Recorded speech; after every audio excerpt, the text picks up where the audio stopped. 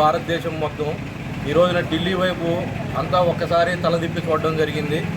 పోయినసారి అంతకుముందు ఎలక్షన్లో ఇదే భారతీయ జనతా పార్టీ ఢిల్లీలో 8 సీట్లు కైవసం చేసుకొని ఉంటే ఈసారి 47 సుమారు సీట్లని అందించి ఢిల్లీకి ముఖ్యమంత్రిని అందించింది. అయితే ఇదే విధంగా మన తెలంగాణలో కూడా ఇప్పుడు 8 సీట్లే రావడం జరిగింది. ఈసారి 2029లో కూడా తెలంగాణలో బీజేపీ ఖచ్చితంగా జెండా ఎగరేస్తుంది.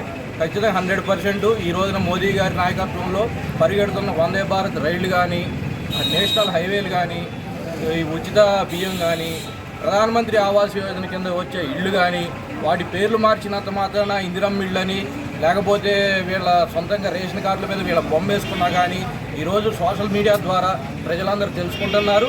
ఖచ్చితంగా కాంగ్రెస్ పార్టీకి గుండు సున్నా తెలంగాణలో కూడా వస్తుంది. ఈ రోజున ఎట్లయితే ఢిల్లీలో గుండు సున్నా వచ్చిందో ఆ రోజున రేవంత్ రెడ్డి గారు విమర్శించారు గాడిద గుడ్డు అనే ఒక పదంతో. ఆ గాడిద గుడ్డు అనేది ఈ రోజున ఢిల్లీలో రావడం జరిగింది. ఖచ్చితంగా తెలంగాణలో కూడా రాబోయే రోజుల్లో కాంగ్రెస్ పార్టీకి బుద్ధి చెప్పడం జరుగుతుంది. కాంగ్రెస్ పార్టీ నాయకులు కూడా కొద్దిగా ఆలోచించి ఆచితూచి మాట్లాడాలని చెప్పేసి ఈ ఢిల్లీ తీర్పుతోటి చెప్పడం జరుగుతుంది. భారత్ మాతాకి, భారత్ మాతాకి.